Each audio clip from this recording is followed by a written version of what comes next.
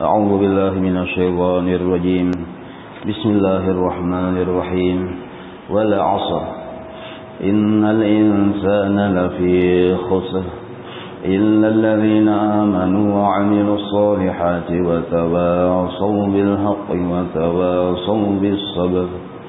Artinya, demi masa sesungguhnya manusia itu benar-benar berada dalam kerugian. Nah, jadi Allah bersumpah demi waktu, karena waktu disebut sebab waktu ini modal. Ada yang untung dalam permodalannya, ada yang rugi. Maka disebut demi waktu atau demi masa. Sesungguhnya manusia itu benar-benar berada dalam kerugian. Jadi sudah Allah memadahkan kebanyakan manusia itu rugi pintangan menggunakan waktu kada bujur. Kecuali orang yang beriman. Ini satu yang kada rugi. Orang itu beriman. Cuma yang beriman ini ada syaratnya supaya imannya bujur. Jadi pertama dulu menuntut ilmunya. Sebab iman bila kada dibujurkan dengan ilmu yang bujur biasanya menyimpang. Bahkan ada juga belajar ilmu iman tapi pelajarannya salah, ya salah juga. Nah, jadi maka kita penting benar teliti. Mempelajari ilmu iman ini wajib teliti, jangan sembarang napa naran kitabnya. Jadi wajib berkitab, jangan kada berkitab ilmu iman ini. Ilmu iman ini adalah ilmu ketauhidan kita lawan Allah. Ilmu membujurakan i'tikad. Kayak apa supaya i'tikad itu bujur? Nah, sebab bila i'tikad kita salah, kita termasuk orang yang rugi menggunakan waktu. Walaupun belajar, tapi yang dipelajari salah. Nah, atau bujur juga kitab yang dipelajari, tapi gurunya pulang guru yang tersalah. Atau guru yang bujur ada, kitabnya bujur ada, kita kada belajar pulang. Nah, gitu. Jadi macam-macam aja yang mulai iman kita ini rusak. Nah, bila iman rusak, rugi waktu. Maka sepakat sudahlah ijma' ulama ahlu sunnah wal jamaah. Mun iman kita bujur, mun hendak iman kita bujur, hendak selamat, kada rugi, yaitu kita wajiblah belajar pelajaran tauhid. Nah, tauhid yang seperti apa disepakati juga oleh para ulama ahlu sunnah wal jamaah. Sepakat sudah. Dan ini termasuk wasiat dari guru kita, guru sekumpul. Nah, ingatkan hati-hati ini, apalagi generasi muda ini. Nah, jangan sembarang belajar tauhid. Jadi tauhid yang sekarang ini yang bujur itu pertama ada kitabnya dulu. Yang kedua sanadnya ada. Guru itu belajar ke mana? Jadi kita tuh minimal tahu siapa gurunya guru kita. Itu paling asam kamal benar sudah. Amun kita berguru sedangkan guru kita kada tahu siapa gurunya. Nah, berarti kita masih belum bersanad naranya. Siapa tahu guru kita tuh gurunya Dajjal. Nah, hati-hati. Dan pelajarannya itu tauhid itu disepakati sudah para ulama nih, yaitu pelajaran sifat 20. Nah, ini buka kitab Syiarus Salikin, buka kitab Hidayatus Salikin, buka kitab Risalah Ahlus Sunnah wal Jamaah. Nah, banyak kitab-kitab yang memandahkan bahwa sepakat para ulama tauhid yang wajib kita pelajari itu adalah pelajaran sifat 20. Dan kita jangan tambahkan huak yang memadahkan, berarti 20 aja lah sifat Tuhan aja. Maka namanya 99 aja. Berarti sedikit benar tuh aja. Wani benar membatasi sifat Tuhan aja. Nah, berarti itu jangan dilewani, berarti kada paham. Nah, sifat 20 itu judulnya. Kalau dipelajari banyak rinciannya. Nah, kenapa sifat 20 hanya 20 sifat yang dipelajari? Nah, karena sudah ijtihad para ulama. Akal manusia sanggup untuk memaham sifat-sifat Allah hanya satu. Oh, banyak sifat Tuhan aja, gimana lagi aja? Nah, ada 20 aja bang aja. Misal nih, nah sekarang yang 20 bang sudahlah nyawa belajar. Belum ya Allah. Nah, hendak menyambut yang banyak. Lo pina gigilan ham. Nah, jadi sifat 20 itu pun pertama itu batas kemampuan manusia. Hasil ijtihad sudah nih. Yang kedua itu sifat-sifat Allah yang paling mendasar, yang la buddalahu, yang kita kada wajib mengetahuinya. Yang dengan cara kita mengetahui dengan pelajaran sifat-sifat 20 ini manfaatnya dua. Pertama, kita jadi kenal dengan Allah.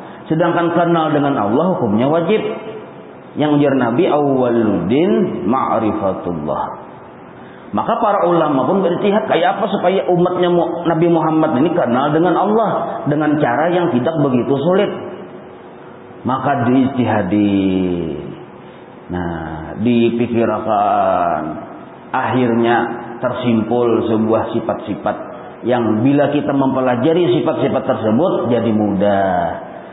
Jadi kenal kita dengan Allah. Sebab Allah itu dikenal dengan sifat-sifatnya, melalui sifat-sifatnya. Hendak menemui orangnya, kada tahu kita. Kata, Assalamualaikum. Siapa di luar aja? Ulun aja. Kita kumpulan, siapa di dalam? Allah aja. Nah, itu lain tuh. Berarti gurunya mengaku Tuhan. Nah, jadi sepakat sudah para ulama, ijma ulama, sudahlah ini ulama-ulama yang wali-wali memedahkan. Jangan sampai kita terpengaruh. Nah, sedangkan pelajaran-pelajaran sifat 20 ini selain untuk kita menjadi kenal kepada Allah, yang kedua, sifat-sifat itu bila kita pelajari menjadikan kita selamat dari aliran-aliran yang sesat. Nah, itu dua fungsi yang paling utama. Banyak lagi fungsi yang lain. Paling utama dua nih tuh. Belajar sifat 20 jadi kenal dengan Allah. Karena kenal dengan Allah hukumnya wajib. Awal-awal dalam agama kita adalah mengenal dengan Allah. Ya caranya belajar sifat 20. Nah yang kedua, kita jadi selamat dari aliran-aliran yang sesat. Banyak aliran yang sesat.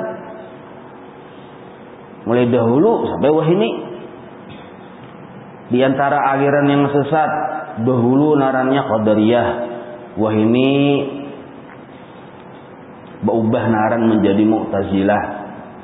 Nah, berubah naran itu mulai bahari juga. Bang sudah ada yang hanyar juga bang. Nah, aliran Mu'tazilah ini aliran yang mengutamakan kemampuan makhluk. Aliran yang mengutamakan kemampuan syariat makhluk. Apabila manusia kada bersyariat, ibarat garing kada berubat, kada ada harapan sembuh. Apabila manusia mau berubat, cangkal berubat, nyata ayo sembuh. Nah ini Mu'tazilah. Apabila inya cangkal berusaha, pasti ayo sugih. Apabila inya kulir berusaha, galing di rumah nih. Nah, berabah makan bahira, ada harapan sugih. Nah ini aliran Mu'tazilah namanya. Inya wani memastikan bila bersyariat pasti terjadi. Bila nya berobat pasti sembuh. Bila kada berobat mati juga. Nah, wani memastikan kayak itu, nah itu Mu'tazilah namanya. Ada juga aliran yang sebelahnya Jabariyah pulang. Nah, Jabariyah ini saraba Tuhan. Santai aja mai kita jangan usah berusaha gen. Bisa ya Tuhan matur. Hari ini dasar berjaki ada orang matar. Santai aja. Kita diam di rumah aja. Karena kita batu tunggangan di kamar ujar yang laki nih. Nah, ada usaha meninggalkan lawan syariat. Nah, Jabariyah.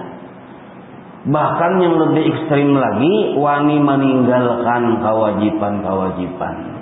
Karena menganggap bahwa bila dasar hendak masuk surga juga. Nah, ini beban Jabariyah juga. Kedua-duanya ini tersebar di mana-mana. Ada orang yang mendewa-dewakan kemampuannya. Aku harus bisa, aku harus mampu, mau berjuang. Kada ingat lawan pertolongan Allah Ta'ala. Mu'tazilah. Nah, bahkan di rumah bisa aja kita acil-acilan kerja di Mu'tazilah. Datang anak berhujan, melihat berhujan memamai. Ini kena garing nih berhujan harus ya. Nah garing mahal kuitan ya memamai. Lawan anak nih. Nah, memastikan bahwa garing itu sebab hujan itu nah. Itu Mu'tazilah sebenarnya tuh. Nah, jadi hati-hati bener kita kadang-kadang kadang merasa bahwa gawian kita ini sudah Mu'tazilah. Ada sadari itu nah. Padahal yang bujurnya Ahlus Sunnah wal Jamaah. Ahlus Sunnah wal Jamaah memadahkan bahwa yang menentukan itu kudrat iradat Allah. Tapi manusia tetap wajib disuruh bersyariat. Bila suruhannya wajib, wajib. Bila suruhannya sunnah. Bila suruhannya mubah. Suruhan wajib 5 waktu, wajib dikerjakan. Suruhan sunnah banyak, suruhan mubah makan minum. Nah, maka suruhan Allah wajib dilaksanakan. Melaksanakan syariat niatnya semata-mata menjunjung perintah Allah.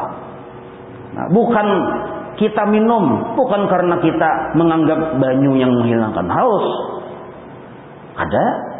Tapi kenapa kita mau minum? Karena disuruh oleh Allah. Karena bila Allah menyuruh ada hikmahnya. Jar Allah, ketika engkau menaguk banyu, di situ aku bagawi, aku jadi akan hilang haus terhadap rasa yang ada di mulut kamu. Nah, jadi kita waktu menaguk banyu itu keyakinan kita bujur. Amun buat Mu'tazilah banyu itu yang menghilangkan haus. Amun Jabariyah kada perlu minum, kada wani pangnya bujur itu kada perlu minum. Kada perlu makan, kada wani yang bujur kada usah bersembayangan. Padahal mun hendak adil kada usah makan, kada usah minum, karena makan minum termasuk syariat juga. Nah, cumanya bepalih, kada wani yang kada usah makan, kada usah minum, kada wani. Ya kalau bepalih sekalinya. Nah, kita Ahlus Sunnah wal Jamaah ini berucap gin diatur. Nah, nak jangan tapi berhujan, nah kayak karena bila berhujan biasanya garing, biasanya bisa juga kada. Biasanya. Seandainya garing, Bang, Allah sudah mentakdirkan. Nah, tapi sebabnya ada hujan. Banyu hujan itu cuma sabab. Minum obat sembuh, Allah yang menyembuhkan. Obat itu cuma sebab. Makan nasi kanyang, Allah yang menjadikan kanyang. Makan nasi cuma sebab. Dan seluruh sebab itu hakikatnya kadang memberi bakas. Nah, tapi sebab tetap digawi. Karena sebab ini adalah bagian dari perintah Allah Ta'ala. Nah, itu. Hendak menggayat bulu ayam. Sebabnya pakai pisau yang tajam. Sebabnya yang memutuskan bulu ayam, Bang, hakikatnya Allah. Nah, itu yang bujur. Coba aja kita cakanya kita kada belajar sifat 20. Perasa kita lading tuh yang menatak bulu ayam tuh. Nah, adalah Mu'tazilah hari-hari kita. Kebetulan kita hari-hari penyembelihan. Ayam garing, kada wani garing melihat yang masak parang ini. Paket di bang bulu ayam nih. Tak pagat. Padahal pagatnya gulu ayam ditatak, tatak pulang, pagat pulang, tatak pulang, pagat pulang. Dalam ilmu sifat 20 disebut hukum adat, kebiasaannya. Nah. Jadi waktu kita menatak bulu ayam dengan lading yang tajam di situ, ketika lading menyentuh bulu ayam itu, nah pagat di situ sebenarnya ada film kisah kehebatan Allah Ta'ala. Allah Ta'ala mengisahkan kisah kehebatannya, dinampakkan di tajamnya pisau tersebut. Nah, ketika menyentuh tajam pisau terhadap bulu ayam tadi, kudrat iradat Allah berlaku, pagatlah si bulu ayam. Nah, jadi yang sebujur-bujur yang memagat bulu ayam ini adalah zat Allah yang bersifat kudrat dan iradat, bukan tajamnya pisau. Tapi jangan juga dilihatin angka ini, nah di sini bulu ayam, di situ lading. Oh ya, serapian je Tuhan yang melihat paket saja tuh. Nah lihat akan. Nah sebab Tuhan kenapa ulun kadang menggunakan lading? Ulun yakin pang yang memakai bulu ayam tuh pian pada lading kada. Anda kayak lading di situ, bulu ayam di situ, baca cangangan lading bulu ayam. Aja. Ya Allah, ulun hendak melihat kekuasaan kehebatan pian, paget gulu ayam. Bungol aja Tuhan. Aku basuh suruh nyawa kada menggawi, di situ kebungolannya. Nah. Allah menyuruh jar Allah mun hendak bata tatak, ambil lading yang tajam, gayatakan. Nah, mengambil lading yang tajam lalu menggayatakan itu disebut syariat ngarannya. Syariat kada boleh ditinggal. Nah, bahkan bila syariat itu salah, ada sah lagi, ambil lading, tapi yang kumpulnya yang di atasnya itu digayatakan, dikarasi mati juga ayam itu dikarasi, cumanya sakit benar matinya, kada sah lagi jadi bangkai hukumnya. Nah, itu ada juga kena pulang aliran-aliran nih, hati-hati inilah generasi muda ini, nah banyak beredar ini yang tri tauhid.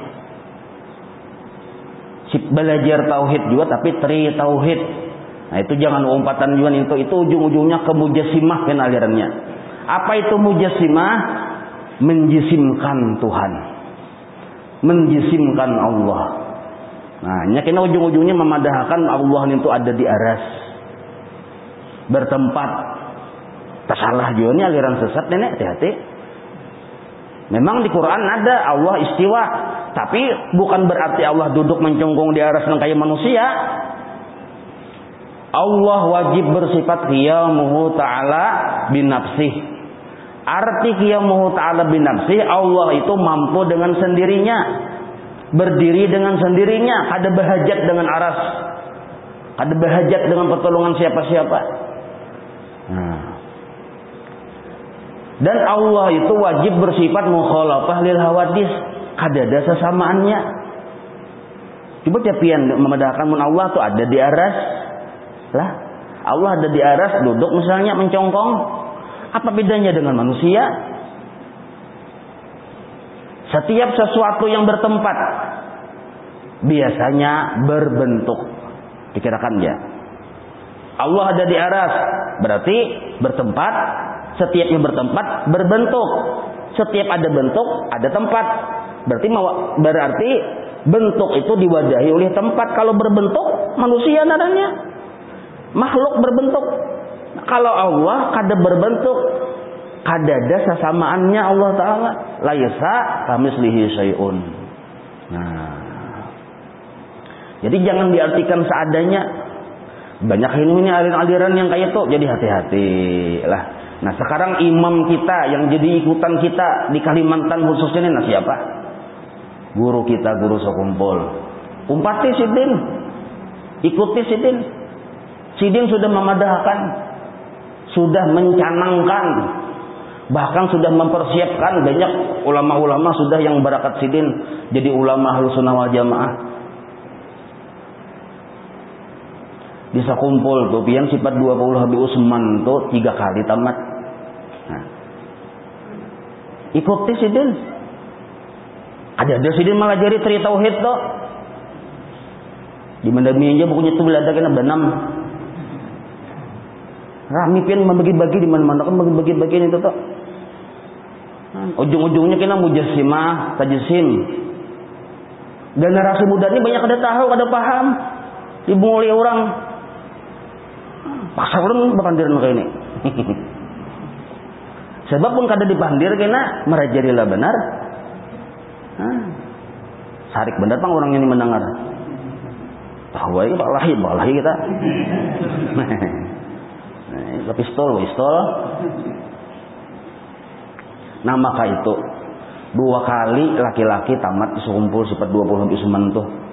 Bibinian hari Sabtu sekali, 3 kali tamat. Ini menandakan penting benar, bukan hanya penting, wajib. Bila kita kada belajar seper 20, berdosa. Dosanya dosa besar. Bahkan bisa mewarisi su'ul khotimah. Nah, ini yang disebut demi masa sesungguhnya manusia dalam kerugian kecuali illal ladzina amanu, orang yang beriman, imannya bujur. Nah, imannya bujur. Wa amilus sholihat, dan orang tadi mau beramal-amal kebaikan. Nah, dan mengerjakan amal soleh. Amal saleh ini pun kata kuwa sembarang. Ada ilmunya juga. Fikih mengatur. Fikih ini pun sudah dicanangkan oleh ulama-ulama kita bahari mulai zaman Datuk Kalampayan. Ada kitabnya, ada sejarahnya, buka aja. Jadi jangan lepas fikih kita dari salah satu mazhabul arba'ah. Silahkan mengikut Imam Syafi'i, silahkan mengikut Imam Malik atau Imam Hanafi atau Imam Hambali, silahkan. Jangan kada bermadzhab. Hati-hati, ini banyak benar yang arahan-arahan supaya keluar dari mazhab. Cakah benar muha. Dan mayoritas kita Indonesia Merdeka Soekarno Hatta nih kebanyakannya mazhabnya Imam Syafi'i. Mazhab Imam Syafi'i tarawihnya 20. Nah, ini penting benar juga generasi muda ini tahu nah. Jangan umpatan. Orang yang 8 silahkan 8, kita jangan umpatan. Nah, kita kada hakun tak pisah lawan perguruan. Sebab guru-guru kita bahari, guru-guru kita di sekumpul, ada yang mengerjakan tarawihnya 8. Kita wani 8. Hakikatnya kita muparakah lawan perguruan. Nah, apalagi kena ada ustad maimamiakan yang 8. Nakatulahan nam Datuk Kalampayan sa kok. Kasihan generasi kita nah, padahal aswaja. Apalagi orang NU. Nahdlatul Ulama, ini ulun yang kasihan lagi pengurus NU, maka jadi imam yang 8. Memberi supan aja nyepanakan NU.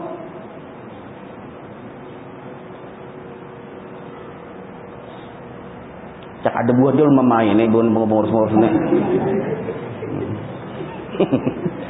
Nah, jadi kita umpat paguruan karena hakikatnya sah mutabaah adalah dengan menggawi apa yang digawi oleh paguruan. Dalam kitab Madzhabul Arba'ah itu kada ada yang 8. Nah, kita wani yang 8. Tapi kalau ada orang yang 8 kayak Bon Muhammadiyah misalnya, kita kan dosa ngurus orang itu. Makanya ulun kada mengurusi Bon itu. Muhammadiyah, please Muhammadiyah silahkan. Yang ulun rasa prihatin melihat nih kita orang NU ini nah kenapa umpatan sudah tergeser sudah. Baik itu etikat, baik itu ibadah. Jadi ini Muhammadiyah dengarilah ulun kada menyinggung Bun Muhammadiyah, kada ulun menyinggung orang dalam kandang kita juga. Jangan umpatan lawan amaliyah pun orang. Amaliyah kita ini bersanad. Nah, sudah ulun teliti yang bersanad tuh hanya tarawih yang 20 rakaat yang bersanad. Yang lain dari itu putus sanadnya. Nah, fikih kita Madzhabul Arba'ah itu bersanad, ada sanadnya. Makanya sepakat para ulama bila di luar dari Madzhabul Arba'ah itu khawatir kada bujur karena sanadnya sudah terputus. Nah, tasawuf, nah kayak itu juga jangan sembarang belajar tasawuf. Kitab-kitab itu kitab-kitab yang dikarang Imam Ghazali atau kitab-kitab yang dikarang Habib Abdullah Al-Haddad. Itu tasawuf. Jangan udah kayak fotokopian belajar. Ujung-ujungnya kada sembahyang lagi. Nah, salambar, 2 lembar, tarak tamat, bah tamat jadi Tuhan. Nah, bah tamat jadi Tuhan, maka Tuhannya penyinggungan bener belum?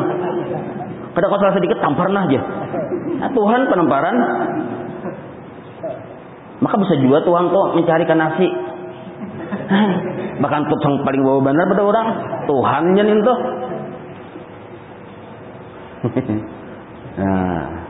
Nah maka itu jangan sampai kita hidup kada baguru. Satu dulu mun handak selamat wal asri ini nah innal insana lafi khus, manusia dalam kerugian kecuali orang yang beriman, imannya bujur, tentu ada gurunya.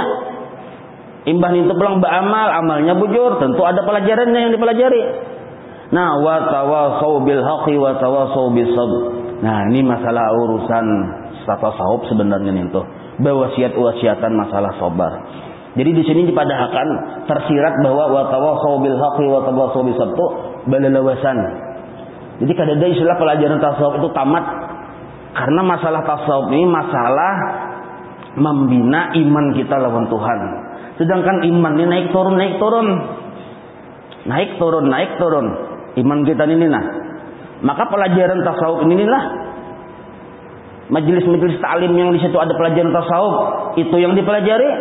Nah, itu menjaga iman kita sampai kita meninggal dunia. Nah, jadi ulih para ulama memadahkan. Nah, yang disebut wal asr ini nah, manusia dalam kerugian. Lalu pemahamannya kayak apa supaya untung? Pemahaman pertama, bujur akan iman, ba'amal soleh. Nah, tetap menuntut ilmu. Jadi wa tawasau bil haqqi wa tawasau bis sabr itu tetap masih menuntut ilmu yang berdoain sampai ke mati. Sebab saling nasihat menasihati itu ada di majelis ilmu sebenarnya. Itu yang selamat. Nah, tentu ini menghajatkan dengan waktu, ya kada. Bila waktu kita gunakan kayak itu, nah, cagar celaka kita. Lalu kayak apa waktu yang bujur supaya kita selamat kaina di akhirat, jangan rugi. Nah, para ulama memadahkan. Ini kalau kita membayangkanlah bahwa kita ini sebenarnya masih antara telur di ujung tanduk. Jadi yang bujur-bujur untung menggunakan waktu itu pertama nah, waktu berusaha yang mencari penghasilan segan pamakan segala macam itu nah, berusaha narnya ya kalau. Nah, itu waktunya itu dalam sehari semalaman 4 jam. Nyarah sudah kita ya kalau 4 jam. Kita seharian semalaman. Kada kalau lagi untuk ilmu. Padahal 4 jam aja sebenarnya. Waktu guring 8 jam. Guring malam atau guring siang di total 8 jam. Berapa totalnya sudah? 8 tambah 4. Sisanya 12 menuntut ilmu dan mengamalkan ilmu. Itu hari-hari. Itu yang disebut waktu yang beruntung bagi seseorang. Nah, jadi 8 jam guring. Guring itu kan berniat. Niat-niat baik. Supaya kuat, nyaman beribadah. Supaya sehat, nyaman beribadah. Nah, mbah itu pulang berusaha 4 jam. Sekadar kawa kita ya kalau. Nah, sambil berusaha. Mengisi waktu segan beribadah. Sisanya 12 jam. 12 jam sisanya itu menggunakan waktu untuk menuntut ilmu dan mengamalkan ilmu. Nah, itu yang disebut yang innal insana lafi khusrin tadi. Bila kita kada kayak itu masih fi khusrin sebenarnya. Nah, kita hitung-hitung, aku cuma berusaha seharian mulai besukan sampai kemarian 10 jam. Datang boleh ke rumah, istirahat, berabah-rabah, taguring, bangun pulang, bangun sembahyang subuh setemat saja 2 rakaat saja juga. Ada kau menambah ini dua aja ya kalau. Nah, tapi kada berwirid dah. Langsung pulang ke gawian berusaha pulang. Itu kan nuntut ilmu kadada, ba amaliyah kadada. Nah, ini fi khusrin narannya, dalam kerugian. Dalam kerugian. Mun dihitung-hitung berapa ada kita beramal ibadah, sedangkan ibadah kita tadi sagan sangu. Pertama, sangu dalam kubur. Dalam kubur tuh waktunya itu lama, ada setumat bang. Misalnya ada orang hari ini mati, nah dibatak dalam kubur. Nah, apabila ini dimangkit dari kubur, ila yaumil qiyamah lawasnya berapa ribu tahun tuh lawasnya dalam kubur. Amun kita kada bersangu, kita seorang yang sedih. Apalagi juriat ada yang mengiriminya, anak rami lawan inya juga, rami lawan urusannya juga. Nah, maka diantaranya wajib kita mempersiapkan sagan sangu di kubur ini. Nah, pamakannya kayak apa, paminum kita kayak apa, supaya kita jangan dipukuli orang. Kadang pamakan kayak mau udah kayak memakan nasi kayak nasi kuning itu kata kayak itu bang. Nah, dikubur nih tuh pahala yang menentukan benar kena. Nah, tapi kita di dunia ini orang mencari duit aja terus apa? Ada mencari pahala. Sanono sambahyang juga ya kada sah. Kenapa kada baudu? Baudu aja cuma kada baudu. Kada basah siku baudu ya pak. Kada belajar. Sanunuh pasah bagus sudah, ria pulang bama, ditolak Tuhan pulang, kekurangan ilmu kita, itu nggak sapa alimnya sudah.